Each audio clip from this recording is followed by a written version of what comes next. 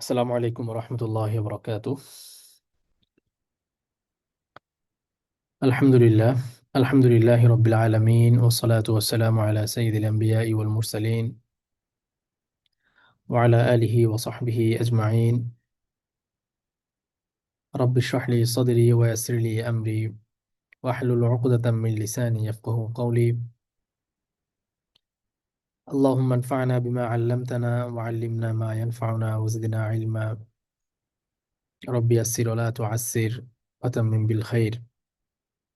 সুবহানাকা লা ইলমা লানা ইল্লা মা 'আল্লামতানা ইন্নাকা আনতাল আলিমুল হাকীম।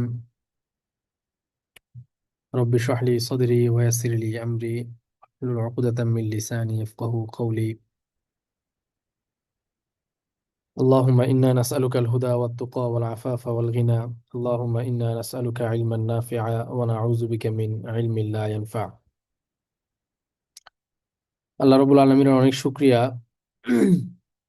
আমরা পূর্বের ঘোষণা অনুসারে নির্ধারিত সময়ে আমাদের আজকের এই উদ্বোধনী আলোচনাটা শুরু করতে যাচ্ছি।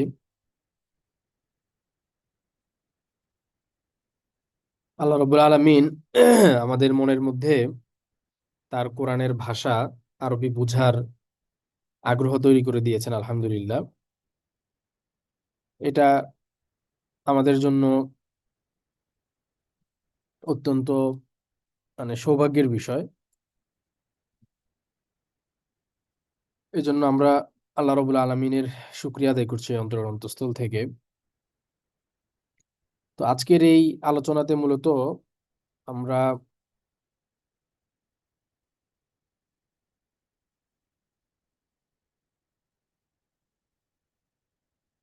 আচ্ছা, আজকের এই উদ্বোধনী আলোচনাতে আমরা কোন কোন বিষয়গুলো নিয়ে আলোচনা করব, এইটা আমরা শুরুতে একবার দেখে নেই।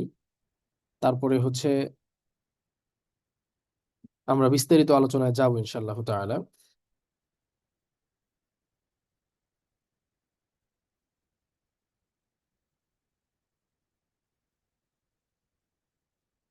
আচ্ছা, আমি ফাইলটা একটু সিলেক্ট করে নেই। আচ্ছা, আমরা তাহলে আজকে কি কি বিষয় আলোচনা করব এইটা এক নজর দেখি, তারপরে ইনশাল্লাহ আমরা বিস্তারিত আলোচনায় যাব। শুরুতে আমরা দেখি যে আরবি ভাষার গুরুত্ব এবং ফায়দা, আরবি ভাষার ধরন নিয়ে আমরা কিছু আলোচনা করব। এই ক্ষেত্রে আমাদের কনসেপ্টটাকে আমরা একটু ক্লিয়ার করে নিব, যেহেতু আমরা ভাষা শিখব। ফলে আমাদের এই ভাষাটা সম্পর্কে, যে আমরা কি ভাষাটা শিখব সম্পর্কে আমাদের একটা ধারণা থাকা উচিত। এরপরে হচ্ছে যে আমরা কিভাবে অগ্রসর হব।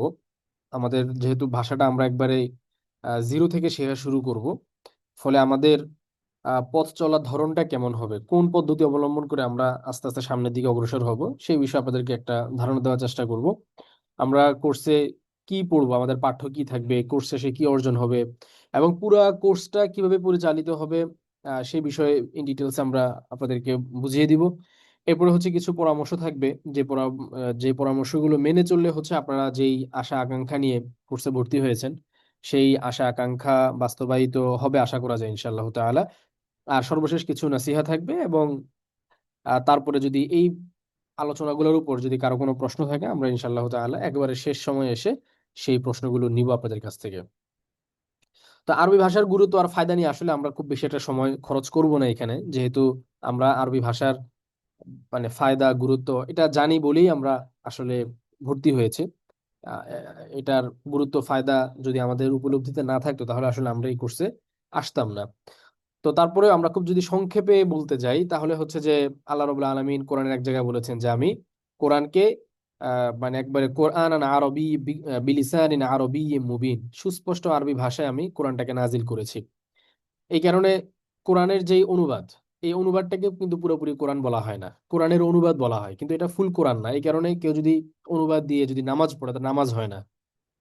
অথচ অর্থ কিন্তু একই। কেউ যদি নামাজে দাঁড়িয়ে বলে যে আল্লাহ মহান বলে নামাজ শুরু করে, তারপরে সূরা ফাতিহা না পড়ে সে যদি পড়ে যে আল্লাহ, সমস্ত প্রশংসা আল্লাহর জন্য যিনি দয়ালু এবং অসীম দয়াময়, এভাবে যদি সে বাংলা পড়তে থাকে, তাহলে কিন্তু তার নামাজ হবে না। কেন? কারণ নামাজের মধ্যে কোরআন তেলাওয়াত করাটা হচ্ছে জরুরি। কোরআন কোরআন কোরআন যেভাবে নাজিল হয়েছে, তো কোরআন বলতে এই মূল আরবিটাই হচ্ছে কোরআন।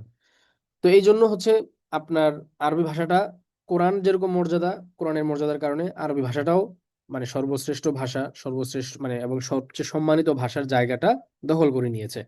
এই জন্য আমাদের সালাফে সালেহীন থেকে শুরু করে সকলেই আরবি ভাষাকে আলাদাভাবে গুরুত্ব দিতেন। হযরত ওমর রাদিয়াল্লাহু তাআলার একটা কথা আছে, উনি বলতেন যে তোমরা আরবি শিখো, এটা তোমাদের দ্বীনের অংশ।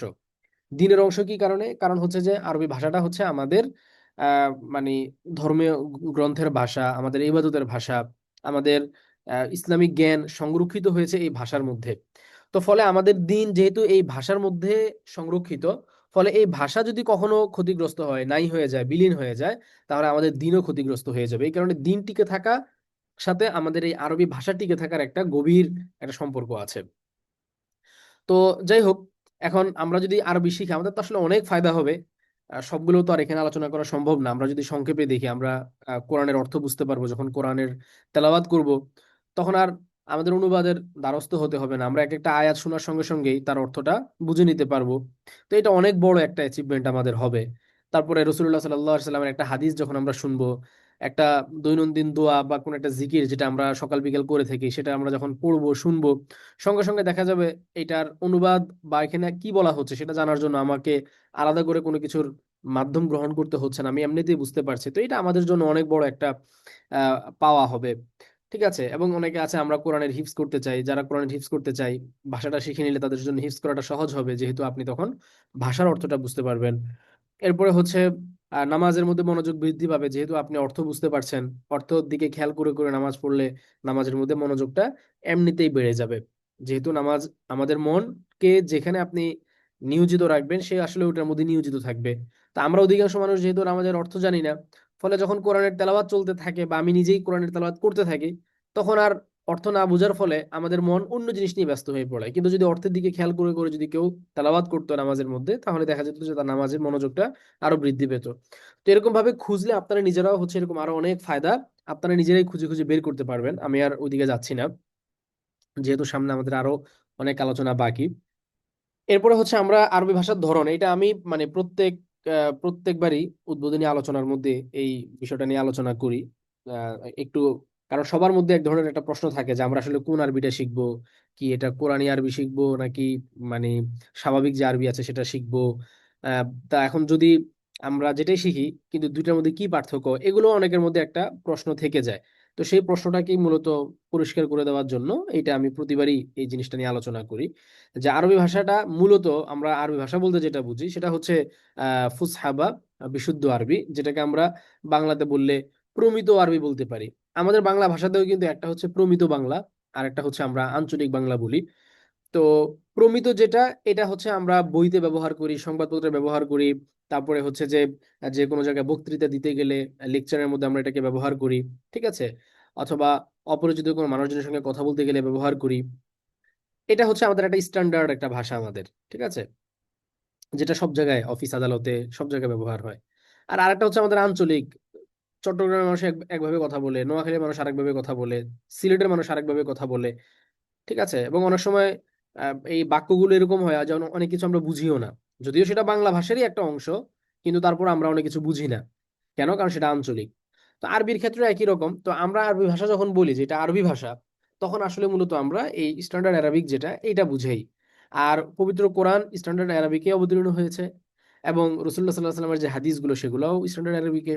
এবং কি আরবি ভাষার যে সমস্ত বইপত্রগুলো আছে সেগুলো স্ট্যান্ডার্ড অ্যারাবিকেই। এরকম না যে আরবি ভাষার যে বইপত্রগুলো আছে সেগুলো এক রকমের আরবি আর কোরআন হাদিসের এটা ভিন্ন রকমের আরবি, ব্যাপারটা এরকম না, বরং একই আরবি। তাহলে যদি একই হয়, এখন কথা হচ্ছে যে তাহলে কোরআনিক আরবি এই কথাটা কোত্থেকে আসলো, কোরআনী আরবি এই ধরনের কথা কোত্থেকে আসলো? এটা আসলে আলাদা কোনো কিছু না। ঠিক আছে। যেরকম ব্যাপারটা এরকম না যে কোরআনী আরবি মানে কোরআনের আরবি যেটা এটা হচ্ছে একবারে বিশুদ্ধ আরবি, আর সাধারণ আরবি যেটা এটা হচ্ছে ধরেন আঞ্চলিক টাইপের কোনো কিছু, এরকম কিন্তু না। কোরআনের আরবিটাও ওই যে স্ট্যান্ডার্ড আরবি। আমরা বইপত্রের মধ্যে আরবিতে যেগুলো বইপত্র পড়ি সেগুলো স্ট্যান্ডার্ড আরবি। তাইলে কোরআনিক আরবিকটা হচ্ছে মূলত স্ট্যান্ডার্ড আরবিকেরই একটা বিশেষায়িত ভার্সন, যেখানে হচ্ছে যে মূলত কোরআন বোঝার জন্য আহ, বিশেষ বিশেষ কিছু নীতিমালা, গ্রামাটিক্যাল কিছু ব্যাপার স্যাপার, কিছু ভোকাবুলারি যেটা শুধু কোরআনেই ব্যবহার হয়েছে।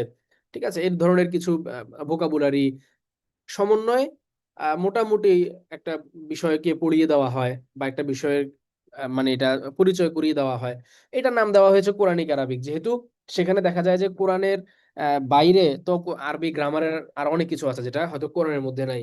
ভোকাবুলারির একটা বড় অংশ আছে যেটা কোরআনের মধ্যে নাই। তো সেই জিনিসগুলোকে এখানে আর আনা হয় না। জাস্ট কোরআন রিলেটেড যে জিনিসগুলো আছে সেগুলো আনা হয়। ফলে এটার নাম অনেকেও দিয়ে থাকে কোরআনিক আরবিক।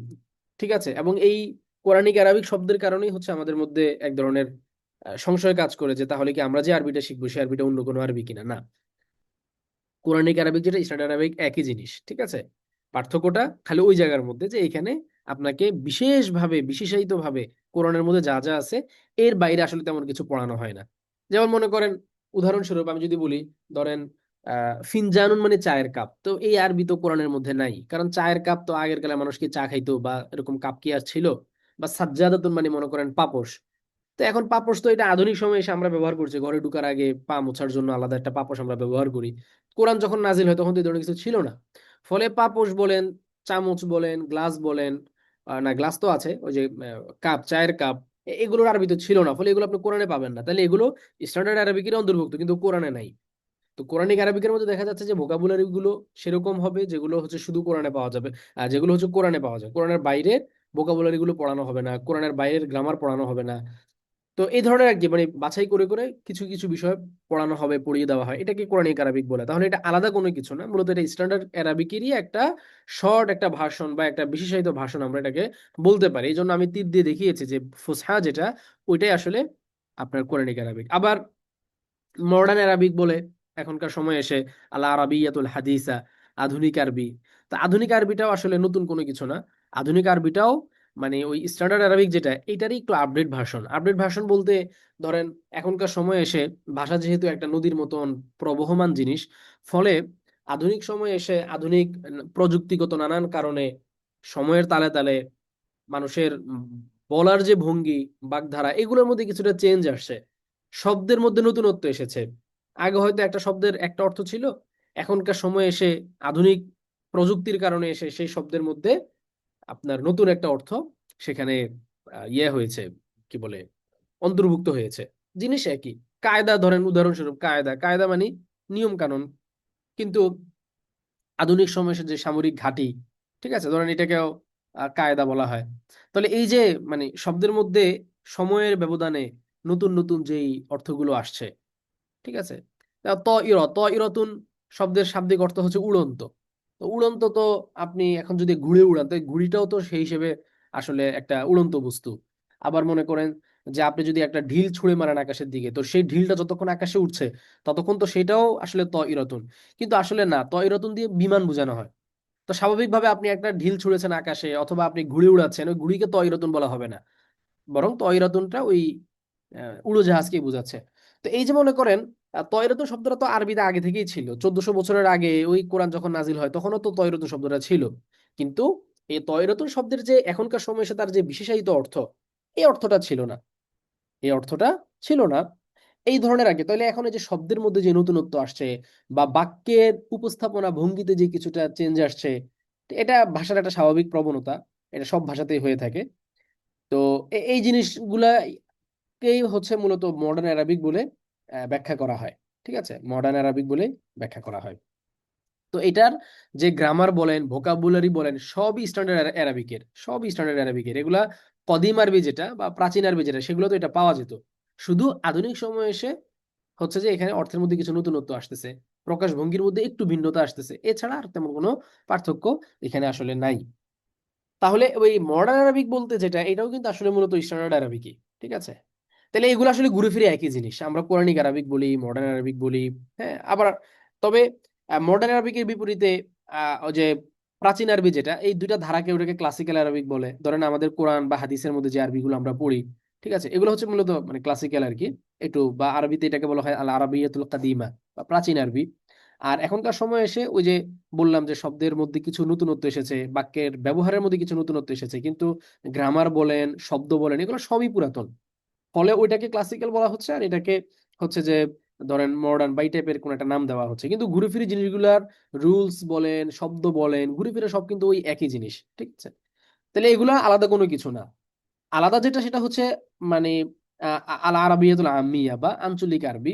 আঞ্চলিক আরবি এটা এক এক দেশের এক এক রকম। মিশরীদের আরবি একরকম, সুইডিয়ানদের আরবি আরেক রকম, আলজেরিয়ান যারা তাদের আরবি আবার আরেক রকম। অনেক সময় তারা এক অঞ্চলের মানুষ আর এক অঞ্চলের আরবি বুঝেও না। আমরা যেরকম বাংলা ভাষা হলেও ধরেন অনেকে চট্টগ্রামের ভাষা বুঝি না, অনেকে সিলেটের ভাষা অর্ধেক বুঝে অর্ধেক বুঝি না, নোয়াখালীর ভাষা কেউ কিছু বুঝি কিছু বুঝি না, যদিও সেটা বাংলা ভাষারই একটা অংশ, কিন্তু আমরা কিছু বুঝি কিছু বুঝি না। তো আর আঞ্চলিক আরবি যেটা, সেটার ক্ষেত্রে একই রকম। আরবরা এক অঞ্চলের মানুষ আর এক অঞ্চলের মানুষের কথা পুরোপুরি বুঝে না। তো তাদেরও কমন কমিউনিকেশনের জন্য তারা মূলত স্ট্যান্ডার্ড আরবিকটাকে ব্যবহার করে। যাই হোক, এখানে আমরা মূলত একটা ধারণা নিলাম আর কি। এখন প্রশ্ন হচ্ছে আমরা আসলে কোনটা শিখবো। আমরা শিখবো হচ্ছে মূলত এই যে, এই দেখেন আমরা কোনটা শিখবো। আমরা এই যে দুইটা তীর দেওয়া আছে, আমরা শিখবো মূলত ওই যে ফুসহা আরবি যেটা, স্ট্যান্ডার্ড আরবিক যেটা, এইটা শিখবো। এইটা শিখার ভেতর দিয়ে আমাদের ফোকাসটা একটা বড় ফোকাস দিব আমরা কোরআনিক আরবিকের উপর। আর এই স্ট্যান্ডার্ড আরবিকের যেটা ওই যে আধুনিক রূপ যেটা মডার্ন আরবিক, এটার দিকে আমরা খুব একটা নজর দিব না বা খুব একটা ফোকাস আমরা করব না, যেহেতু আমাদের মূল উদ্দেশ্য হচ্ছে যে কোরআনের অর্থ বোঝা, ক্লাসিক্যাল বইপত্র যেগুলো আছে সেগুলো পড়া। ক্লাসিক্যাল বইপত্র বলতে যেমন তাফসির গুলো আছে, বিভিন্ন হাদিসের গ্রন্থ আছে, হাদিসের ব্যাখ্যা গ্রন্থগুলো আছে। তারপরে হচ্ছে যে ধরেন মানে ইলমি যত বইপত্র আছে সবই ক্লাসিক্যাল আরবিতে আসলে রচিত।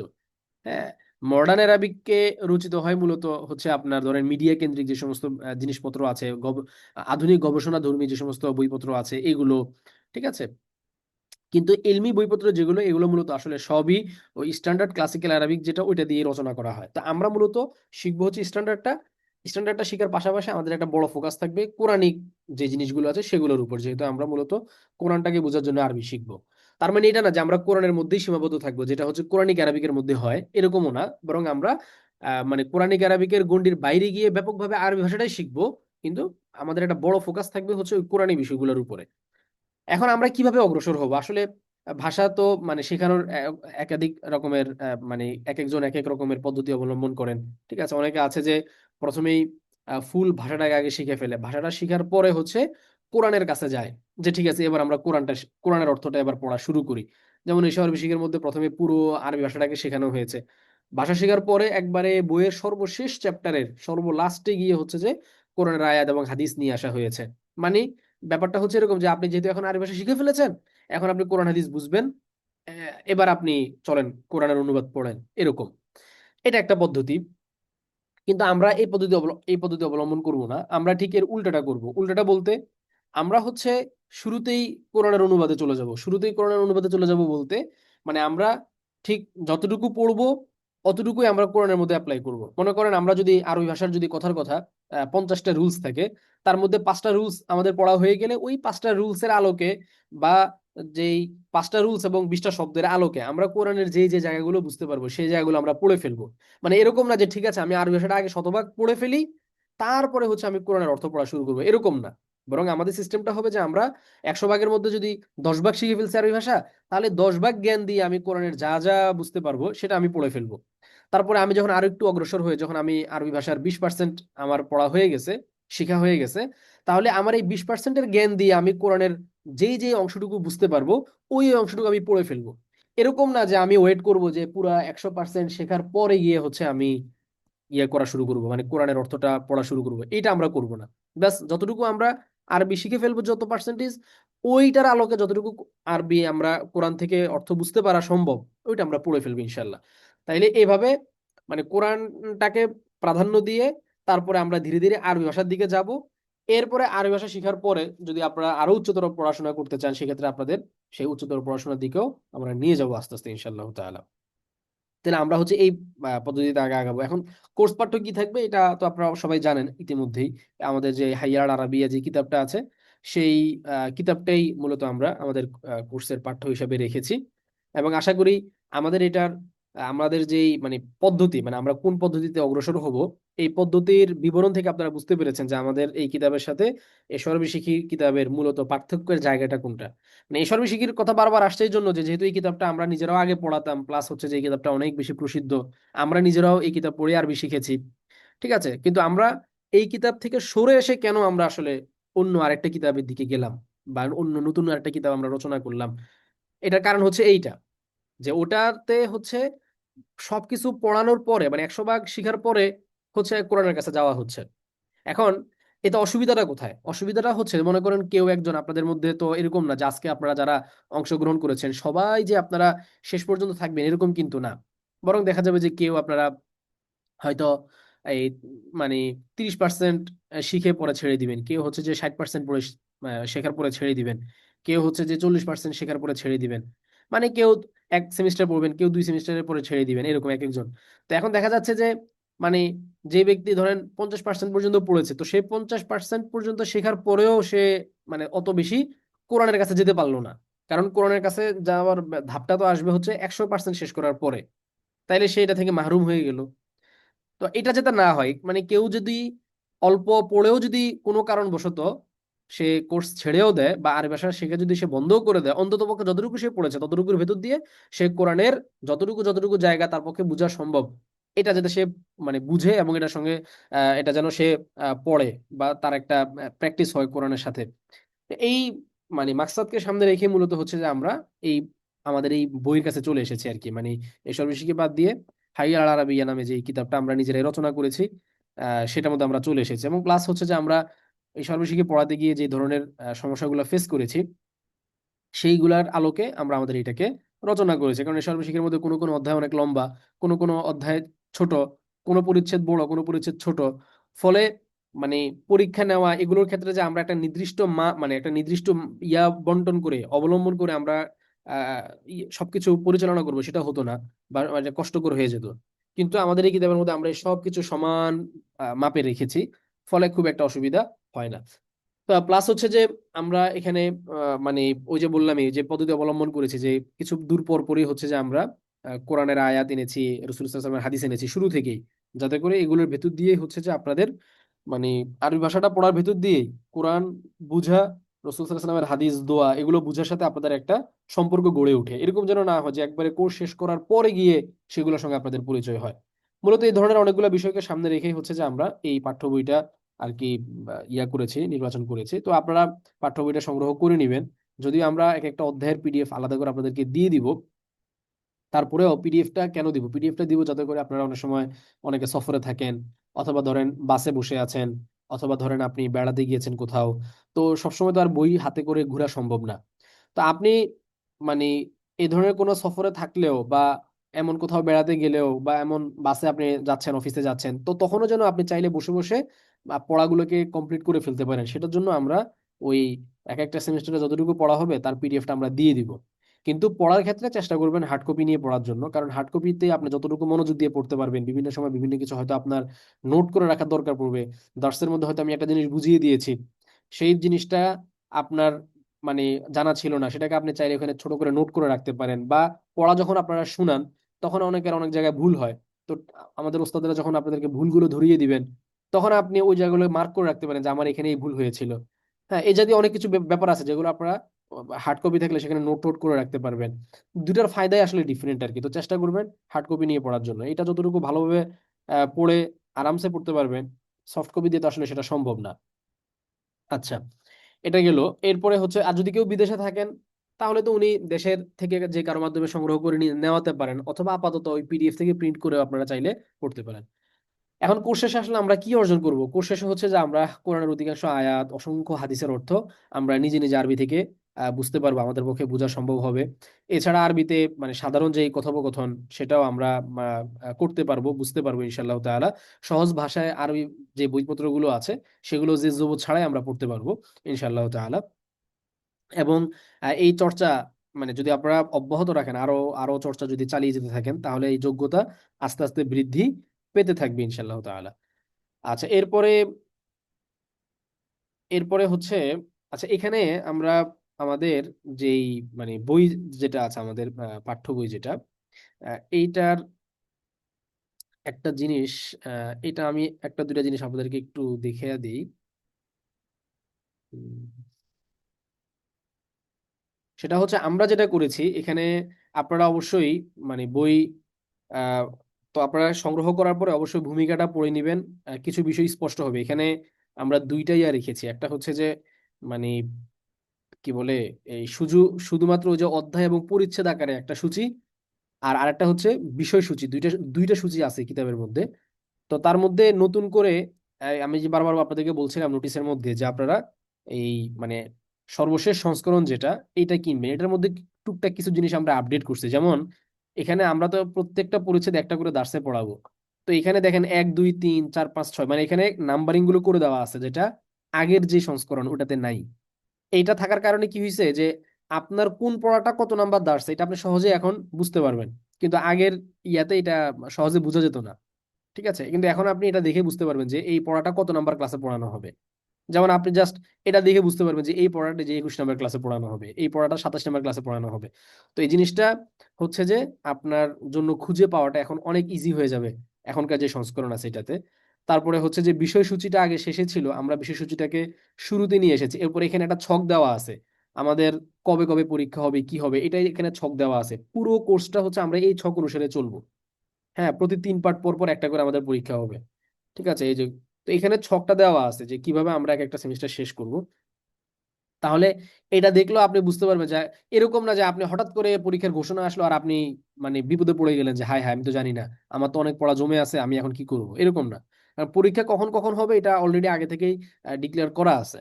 তো সে অনুপাতে আপনি বুঝতে পারবেন যে পরীক্ষার আর কয়দিন বাকি। এরপর এখানে একটা বিষয়সূচি আছে, বিষয়সূচির মধ্যে হচ্ছে যে আমরা মানে কোন পরিচ্ছেদে কি পড়ানো হয়েছে। কি পড়ানো হয়েছে বলতে বাড়তি মানে নিয়ম কারণ ব্যাকরণগত বিষয় কি কি আছে, এগুলা বিস্তারিত এখানে একটা বিষয়সূচি দেওয়া আছে। তো এটা আপনারা একটু কষ্ট করে একটু দেখে নেবেন আর কি। তারপর আমরা আগের আলোচনাতে চলে যাই।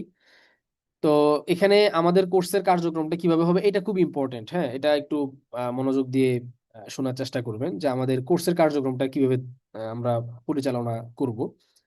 এখানে কি কি আলোচনা করব আমরা, আমাদের ক্লাস কিভাবে এবং কবে কবে হবে, ক্লাসের হাজিরা কিভাবে দিবেন, হোমওয়ার্ক কিভাবে জমা দিবেন, পড়া কিভাবে নেওয়া হবে, পরীক্ষা কিভাবে হবে, কবে কবে হবে, তারপরে পড়া সংক্রান্ত যদি কোনো প্রশ্ন থাকে সেটা কিভাবে করবেন, তারপরে আপনারা নিজেরা পারস্পরিক প্র্যাকটিসটা যেটা এটা কিভাবে করবেন, হ্যাঁ, তামরিন যেটা এটা কিভাবে করবেন। তামরিন তো টিচাররাও করাবেন, পাশাপাশি আপনারা নিজেরাও প্রচুর পরিমাণে তামরিন করবেন, সেটা কিভাবে করবেন। তারপরে কোর্স যদি কেউ করতে না চান কোনো অসুবিধার কারণে, তাহলে সেই তার ক্ষেত্রে করণীয় কি, এই ব্যাপারগুলো নিয়ে আমরা কথা বলবো। তো এটার জন্য আমি একটু আমাদের স্ক্রিন শেয়ারটা আমি একটু চেঞ্জ করি। আমরা একটা ইয়াতে চলে যাই।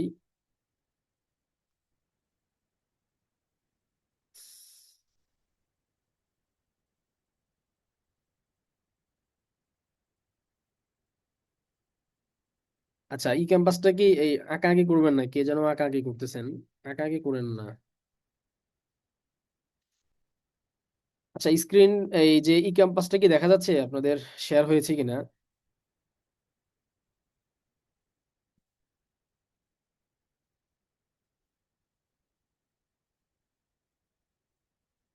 একটু যদি বলতেন যে স্ক্রিন শেয়ার হয়েছে কিনা এই ক্যাম্পাসটা।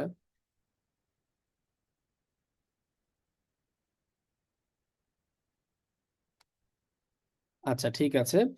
আচ্ছা, এখন মনে করেন আমাদের তো একটা হচ্ছে ব্রাউজার থেকে, আমি যেটা দেখাচ্ছি এটা ব্রাউজার থেকে, আর আপনাদের জন্য তো আলাদা অ্যাপও আছে। তো ব্রাউজার অ্যাপ মানে অলমোস্ট সিমিলার, হয়তো আইকন গুলার ক্ষেত্রে বা ইয়ার ক্ষেত্রে একটু মানে আকপিস হইতে পারে, কিন্তু অপশন গুলো অলমোস্ট সেম।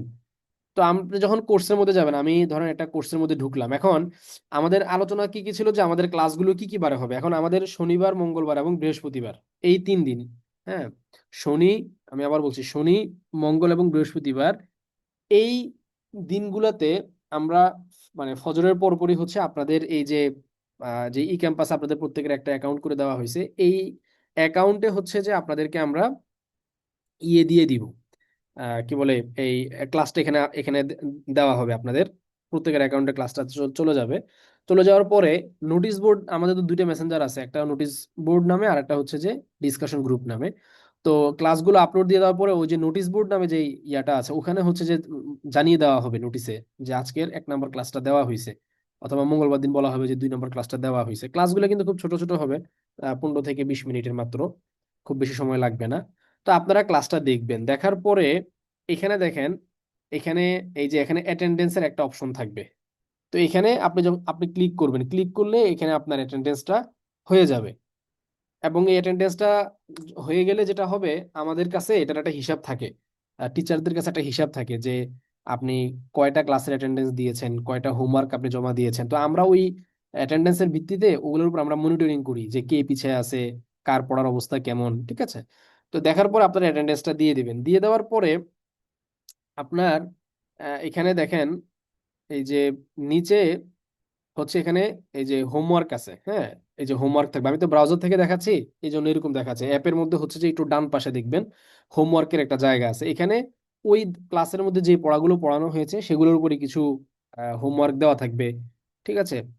তো সেই হোমওয়ার্ক গুলো হচ্ছে আপনারা করে এখানে জমা দিবেন। জমা দিলে টিচাররা হচ্ছেন যে এটা চেক করে একটা ফিডব্যাক দিবেন, ভালো হইলে ভালো, অথবা খারাপ হইলে যদি কোনো কারেকশন থাকে সেই কারেকশনটা উনি করে একটা ফিডব্যাক দিবেন। এবং সেই ফিডব্যাকের যখন দেওয়া হবে তখন আপনারা একটা নোটিফিকেশনও পাবেন যে আপনার হোমওয়ার্কটা চেক করে দেওয়া হয়েছে। অ্যাপের মধ্যে একটা নোটিফিকেশন আপনারা পাবেন। আর যদি এখানে আরেকটা অপশন আছে কমেন্টের, ক্লাসের কোনো কিছু নিয়ে যদি আপনার কমেন্ট করতে মনে চায় যে এটা আমি বুঝি নাই, তাহলে আপনি কমেন্ট করতে পারেন, আমরা সময় করে এটার রিপ্লাই আপনাদেরকে দিয়ে দিব। আচ্ছা, এটা গেল হচ্ছে যে আমরা এখন এখানে দেখেন দুইটা যে চিহ্ন আছে, যদি আপনি মানে হোমওয়ার্ক জমা দেন বা ক্লাস জমা দেন তাহলে এখানে যে চিহ্ন উঠবে, যেমন এখানে যেটা টিক চিহ্ন উঠতেছে, এখানে আরেকটা চিহ্ন উঠতেছে, এগুলো হচ্ছে মূলত আপনি কোনটার হোমওয়ার্ক দিছেন কোনটার হোমওয়ার্ক দেন নাই, ওইগুলো আপনি ট্র্যাক করতে পারবেন এগুলোর মাধ্যমে। অ্যাপের ক্ষেত্রে একটু ভিন্ন রকম, ওখানে মনে হয় সবুজ একটা ইয়া উঠে। তো এইভাবে আপনারা জিনিসগুলো ইয়া করতে পারবেন। আর প্রত্যেকটা মানে ক্লাসের নিচে কিন্তু আবার যে ইয়া থাকবে, কি বলে এটাকে, শিট থাকবে আর কি। শিটগুলো আপনারা ক্লাসের সাথেই পেয়ে যাবেন নিচেই, এই যে শিটও পেয়ে যাবেন ভিডিওটার নিচেই হচ্ছে। এবং আমরা প্রত্যেকটা পাঠে একটা করে শিট দিব। এবং এক একটা পাঠে তো 3টা ক্লাস থাকবে, তার মানে প্রত্যেক পাঠের যে প্রথম ক্লাসটা আছে ওই প্রথম ক্লাসের সাথে হচ্ছে যে শিট দেওয়া থাকবে। মানে প্রত্যেকটা ক্লাসের সাথে শিট থাকবে না, বরং প্রত্যেকটা পাঠের প্রথম ক্লাসের সাথে ওই পুরা পাঠের শিটগুলো থাকবে, ঠিক আছে? তাহলে মোটামুটি ক্লাস কিভাবে হবে, হাজিরা কিভাবে দিবেন, হোমওয়ার্ক কিভাবে জমা দিবেন সেটা তো দেখালাম। এরপরে পড়াটা কিভাবে নেওয়া হবে, আপনাদের পড়াগুলো লাইভে নেওয়া হবে। পড়াগুলো হচ্ছে যে এই যে আজকে যেরকম এখন এই যে 9:15 বাজে হচ্ছে আমি জুমের লিংক দিলাম ডিসকাশন গ্রুপে, আপনারা সবাই অ্যাড হয়েছেন এবং আমি কথা বলছি এরকম। আপনাদেরকে একটা রুটিন বলে দেওয়া হবে, জানিয়ে দেওয়া হবে। রুটিনটা এখনো করা হয়নি, যেহেতু আমাদের এখনো মানে কোর্স পুরোপুরি শুরু হয়নি। তো রুটিনটা জানিয়ে দেওয়া হবে, সেই রুটিন অনুপাতে হচ্ছে যে আপনাদেরকে এরকম লিঙ্ক দেওয়া হলে আপনারা লিঙ্কে অ্যাড হয়ে তারপরে হচ্ছে যে আপনারা পড়া শোনাবেন। এখন এইখানে ওই আচ্ছা, এটা তো হচ্ছে ওইভাবে আপনারা পড়া নিবেন। তো এটা রুটিন কিভাবে কি হবে এটা আপনাদেরকে পরে আমরা বিস্তারিত জানিয়ে দিব আর কি, ইনশাআল্লাহ তাআলা। আর পরীক্ষা কিভাবে হবে, পরীক্ষাও হচ্ছে যে আপনাদের প্রতি মাসে একটা করে পরীক্ষা হবে, মানে প্রতি 3 পাঠ পর পর একটা করে পরীক্ষা হবে। এবং এটা কিন্তু আপনাদেরকে ওই যে মানে পরীক্ষা কবে কবে হবে এটা কিন্তু ইয়ার মধ্যে আমরা ওখানে যে লিখে দিয়েছে, প্রতি 3 পাঠ পর পর, প্রতি 3 পাঠ পর পর একটা করে পরীক্ষা। যেমন প্রথম সেমিস্টার আমরা যদি দেখি 12 পাঠ, তো 12 পাঠ মানে কি আমাদের এখানে 4টা পরীক্ষা পাবো আমরা। প্রথম পরীক্ষা 1 থেকে 3 পাঠে, দ্বিতীয় পরীক্ষা 4 থেকে 6 পাঠে, তৃতীয় পরীক্ষা 7 থেকে 9 পাঠে, আর 10 থেকে 12 পাঠে হইলো চতুর্থ পরীক্ষা, যেটা ফাইনাল মানে পুরো অধ্যায়ের উপর হবে। এবং এই 4 পরীক্ষা সব নাম্বার মিলে সর্বোচ্চ নাম্বার যে পাবে তাকে আমরা পুরস্কৃত করবো ইনশাল্লাহ, ঠিক আছে? অর্থাৎ এক একটা সেমিস্টারে 4টা পরীক্ষা, 4 পরীক্ষার সব নাম্বার মিলে সর্বোচ্চ নাম্বার যার, তাকে পুরস্কৃত করবো। তো এটা আমরা ট্র্যাক ট্র্যাক করার অপশন আমাদের আছে। আমরা কে নাম্বার পায় আগে আছে, সর্বোচ্চ নাম্বার পাইছে, এগুলোর হিসেব আমাদের কাছে থাকে। তো ওই অনুপাতে হচ্ছে যে আমরা তাকে পুরস্কৃত করবো ইনশাল্লাহ তাআলা। এই কারণে চেষ্টা করবেন প্রত্যেক পরীক্ষায় ভালো দেওয়ার জন্য। এবং কোনো পরীক্ষা যদি খারাপ হয় চেষ্টা করবেন পরের পরীক্ষায় বেশি নাম্বার তুলে ওইটা যেন আপনার ইয়ে করে ফেলা যায়, কভার করে ফেলা যায়। এবং পরীক্ষাতে কিন্তু পরীক্ষার নাম্বারের মধ্যে হোমওয়ার্কের জন্য একটা নাম্বার থাকে, মানে হোমওয়ার্ক যেগুলো হোমওয়ার্ক জমা দেওয়ার উপর ভিত্তি করে একটা নাম্বার পরীক্ষার নাম্বারের সাথে অ্যাড হয়, 5 নাম্বার। হ্যাঁ, এটা পরীক্ষা যখন আসবে তখন তো আপনাদেরকে বলে দেওয়া হবে। তো তারপরেও নাম্বার বন্টনের বিষয়টা পরীক্ষার সময় বলে দেওয়া হবে, বাকি আমি আগে থেকে বলে রাখছি যাতে করে হোমওয়ার্ক গুলো আপনারা নিয়মিত জমা দেন। তো আচ্ছা, এরপরে হচ্ছে আহ, পরীক্ষা কিভাবে হবে। তো এখন পরীক্ষা কিভাবে হবে, পরীক্ষাটা লিখিত আকারে হবে। অর্থাৎ আমাদের যেই ইয়াটা ছিল, ই ক্যাম্পাস যেটা ছিল, এখানে দেখবেন এই পরীক্ষার এক্সামের একটা অপশন আছে। আপনি ওই এক্সামের অপশনে যখন যাবেন তখন হচ্ছে যে এই যে এক্সাম পেপারে ক্লিক করলেই আপনার সামনে একটা এক্সাম পেপার খুলে যাবে। ওখানে যে যে প্রশ্ন চাওয়া হবে সেই প্রশ্নগুলো হচ্ছে আপনি লিখিত আকারে আপনাকে উত্তর দিতে হবে টাইপ করে, ঠিক আছে? আমরা হাতে লেখার কোনো অপশন রাখি নাই আহ, কিছু জিনিস বিবেচনায়। কারণ অনেকের হাতের লেখা এত খারাপ যে প্রশ্ন মানে খাতা দেখাটা অনেক কষ্টকর হয়ে যায়, বুঝাও যায় না অনেক সময়। আরবি মানে বাংলা ইংরেজি হলে তো তাও মোটামুটি হয়তো আমরা অভ্যস্ত থাকার কারণে লিখতে পারতাম, তো কিন্তু আরবি তো আমরা এখানে অধিকাংশ মানুষই আছে আরবি জীবনে কখনো লিখিই নেই। তো ফলে আরবি লেখাটা এত বিদঘুটে হয় যে এটা আসলে চেক করাটা মুশকিল হয়ে যায়। আবার অনেকে কি বলে ছবি তুলে, যে ছবি তুলে পিডিএফ বানিয়ে দিতে পারে না। অনেকে আছে যে ছবি তুলে ক্যামেরা এত ঘোলা হয় ওই উত্তরপত্র পড়া যায় না। অনেকে আবার ছবি তুলে যে পিডিএফ বানায়, কোনো ছবি সোজা থাকে কোনো ছবি বাঁকা থাকে, মানে নানান ধরনের ঝামেলাটা হয়। এই কারণে আমরা ওই সব ঝামেলাতে নাই। মানে আপনারা টাইপ করে দিবেন পরীক্ষা, হাতের লেখা আপনার সুন্দর নাকি খারাপ তাতে কিছু আসে যায় না। আমরা আহ, জিনিসগুলো খুব সুন্দর করে চেক করতে পারবো। তো এখানে এবং পরীক্ষাটা কিভাবে হবে, পরীক্ষাটাও হচ্ছে যে আমরা পরীক্ষার দিন সকালবেলায় ফজরের পরে এটা আপনাদেরকে নোটিশে বলে দিব যে আপনাদের প্রশ্নপত্র ওপেন করে দেওয়া হয়েছে। পরে আপনারা একবারে রাত 12টা পর্যন্ত সময় থাকবে। রাত 12টা পর্যন্ত সময়ের ভিতরে সারা দিন আপনি যখন ফ্রি থাকেন, কারণ আপনারা তো সবাই আসলে ব্যস্ত মানুষ, কেউ চাকরি করেন, অনেকের সংসার আছে, বাচ্চা কাচ্চা আছে, এক একজনের এক এক ব্যস্ততা। এই কারণে 24 ঘন্টা, মানে 24 ঘন্টা তো না, মানে ফজরের পর থেকে নিয়ে রাত 12টা পর্যন্ত সারাদিন সময় আছে। সারাদিন সময়ের মধ্যে এবার আপনার যখন আপনি ফ্রি টাইম পান, ফজরের পরে হইলে ফজরের পরে, মাগরিবের পরে হইলে মাগরিবের পরে, আসরের পরে হইলে আসরের পরে, আপনি জাস্ট আপনার ফ্রি টাইমটাতে 12টার আগে, 12টার পরে কিন্তু প্রশ্নপত্র লক হয়ে যাবে, 12টার আগেই আপনি বসে উত্তরটা দিয়ে দিবেন। ঠিক আছে? সারাদিন এটা মানে আমরা অনেক ফ্লেক্সিবল রাখার চেষ্টা করছি, কারণ টাইম যদি ফিক্সড করে দিতাম যে না সবাইকে ঠিক ফজরের পরেই দিতে হবে, তাহলে দেখা যেত যে এই ফজরের পরে অমুকের এইটা, তমুকের এইটা, অমুকের মেহমান আসছে, এই সেই। এই জন্য সারাদিন সময়, কিন্তু রাত 12টা পর্যন্ত, 12টার পরে আর সুযোগ থাকবে না। আমাদের সাথে মানে আবেদন টিবেদন করেও কোনো লাভ নেই। ওই 12টার আগে আপনাকে পরীক্ষাটা দিয়ে শেষ করতে হবে। আচ্ছা, এরপরে হচ্ছে পড়া সংক্রান্ত কোনো প্রশ্ন যদি থাকে, ক্লাসটা তো আমরা হচ্ছে যে ওই ই ক্যাম্পাস থেকে ওইভাবে দেখবো। এখন দেখার সময় আমার যদি কোনো জিনিস না বুঝে আসে তাহলে আমি কি করব? সেক্ষেত্রে অনেকগুলো অপশন আছে। প্রথম অপশন হচ্ছে যে পড়া যখন আপনি বুঝতেছেন না, সঙ্গে সঙ্গেই উস্তাদের ইনবক্সে প্রশ্নটা করে ফেলতে পারেন। এটা হচ্ছে সবচেয়ে সহজ এবং সবচেয়ে কার্যকর। কারণ প্রশ্ন যদি চিন্তা করেন যে পরে জিজ্ঞাসা করব, তাহলে আপনি নিজে একটা সময় ভুলে যাবেন। এই কারণে দার্স দেখার সময় যদি কোনো প্রশ্ন মাথায় আসে বুঝলেন নাই, তাহলে সঙ্গে সঙ্গে আমি আছি, সহকারী উস্তাজ যারা আছেন, ছেলেদের গ্রুপে 2জন আছেন, মেয়েদের গ্রুপে হচ্ছেন 2জন উস্তাজা আছেন, উনারা আবার আপনাদের পড়া নিবেন। তো উনাদেরকে প্রশ্ন করবেন, উনারা উনারা কে কি উনাদের সঙ্গে আপনাদেরকে পরিচয় করাই দিব ইনশাল্লাহ। তো আমি আছি, উনারা আছেন, আপনি যে কারো কাছেই সঙ্গে সঙ্গে যেটা বুঝেন নাই সেটা প্রশ্ন করে রাখতে পারেন। আমরা যখন নেটে আসবো ফ্রি হয়ে আপনাকে এটা বুঝিয়ে দিব। 2 নম্বর পদ্ধতি হচ্ছে যে আপনি যখন রাত্রেবেলা যখন ওই যে লাইভে যখন পড়া দিবেন, জুমে পড়া শোনানোর জন্য যখন আপনি অ্যাড হবেন, তখন আপনি সরাসরি টিচারকে জিজ্ঞাসা করে এটা বুঝে নিতে পারেন। 2 অথবা 3 নম্বরে হচ্ছে যে ওই যে নিচে যেরকম কমেন্ট করার একটা অপশন আমি দেখিয়েছিলাম, যে ক্লাসের মধ্যে গেলে ওখানে কমেন্ট করা, মানে নিচে এটা কমেন্ট করা যায় ক্লাসের নিচে, আপনি ওখানে কমেন্ট করে রাখতে পারেন। ঠিক আছে? এখানে এই যে কমেন্ট করার অপশন আছে, আপনি কমেন্ট করে রাখতে পারেন। যেমন এই যে দেখেন আপনাদের আগে আরো অনেকে অনেক কিছু জিজ্ঞাসা করছে, সেগুলোর উত্তরগুলো আমরা সময় সুযোগ মতন দিয়ে দিব। ঠিক আছে? আচ্ছা, এরপরে 3টা গেল। 4 নম্বরে হচ্ছে পরীক্ষার আগে দিয়ে এক একটা, মানে পরীক্ষার আগে দিয়ে আমি বিশেষ করে কঠিন পড়া যেগুলো আছে, বুঝার অনেক বিষয় থাকে, সেগুলোর ক্ষেত্রে আমি একটা লাইভ ক্লাস নেই, লাইভ সলিউশন ক্লাস আর কি। সেখানে সরাসরি ভাবে যে জিনিসগুলো আপনারা বুঝেন নাই সেগুলোকে আমি আরো বিস্তারিত আকারে একবারে লিখে লিখে, মানে সময় নিয়ে আপনাদেরকে আরো ভালো করে বুঝিয়ে দেওয়ার চেষ্টা করবো ইনশাল্লাহ। তো এইভাবে 4-5 পদ্ধতিতে হচ্ছে যে আপনি আমাদের কাছ থেকে এই এই বিষয়ে হেল্প গুলো আপনি পাইতে পারেন। আচ্ছা, এরপরে পারস্পরিক যে প্র্যাকটিস এটা কিভাবে করবেন, এটা হচ্ছে আমাদের যে ডিসকাশন গ্রুপটা আমরা রাখছি, এই গ্রুপটা মূলত হচ্ছে আমাদের লিখিত আকারে প্র্যাকটিস করার জন্য। এখানে আপনারা নিজেরা নিজেরা প্রচুর পরিমাণে প্র্যাকটিস করবেন। যারা এখনো আরবি কিবোর্ড ইনস্টল করেন না, ইনস্টল করে নেন দ্রুতই। তারপরে এখন থেকে আপনারা, এখনো তো পড়ালেখা শুরু হয় নাই, এখনই আপনারা ঘন ঘন আরবি কিবোর্ডে বিভিন্ন কালিমা, জিকির, কোরআনের আয়াত যা পারেন লিখে এখনই হচ্ছে কিবোর্ডের সাথে আপনারা একটা অভ্যস্ততা তৈরি করেন। এটা জাস্ট প্রথমে 1-2 দিন একটু কষ্ট হয়, তারপরে হচ্ছে যে এটা ঠিক হয়ে যায়, কারণ তখন ব্রেনে বসে যায় কোন অক্ষরটা কোন দিকে আছে। তখন আর মানে খুব দ্রুত আপনি লিখে ফেলতে পারবেন। শুরু শুরু দিকে একটু কষ্ট হয়। তো ওইখানে আপনারা নিজেরা নিজেরা প্রচুর পরিমাণে প্র্যাকটিস করবেন, অনলাইনে হয়তো সময় নষ্ট না করে, আড্ডাবাজি না করে, বা হয়তো ফেসবুকে স্ক্রলিং করে সময় নষ্ট না করে, ফ্রি থাকলে 2-3 জন মিলে মিলে গ্রুপের মধ্যে এসে প্র্যাকটিস করবেন, যে ভাই কে ফ্রি আছেন আসেন আমরা একটু প্র্যাকটিস করি। আপনি একটা বাংলা বাক্য বললেন, আরেকজন এটাকে আরবি বানায় দিল। আবার আপনি একটা আরবি বাক্য বললেন, সেটাকে বাংলা অনুবাদ করে দিল। এভাবে নিজেরা নিজেরা প্রচুর পরিমাণে প্র্যাকটিস করবেন। আর উস্তাদরা তো আপনাদেরকে প্র্যাকটিস করাবেই, এটার জন্য একটা রুটিন বানানো হবে, সেই রুটিনটা আপনাদেরকে বলে দেওয়া হবে। সেই রুটিন অনুপাতে আপনাদেরকে ওনারাও সপ্তাহে 1-2 দিন করে লিখিত আকারে প্র্যাকটিস তো করাবেনই। মৌখিক পড়ানো শোনার পাশাপাশি সেগুলো তো অবশ্যই আপনারা অংশ নিবেন, আর নিজেরাও হচ্ছে আপনারা প্রচুর পরিমাণে প্র্যাকটিস করবেন। ঠিক আছে?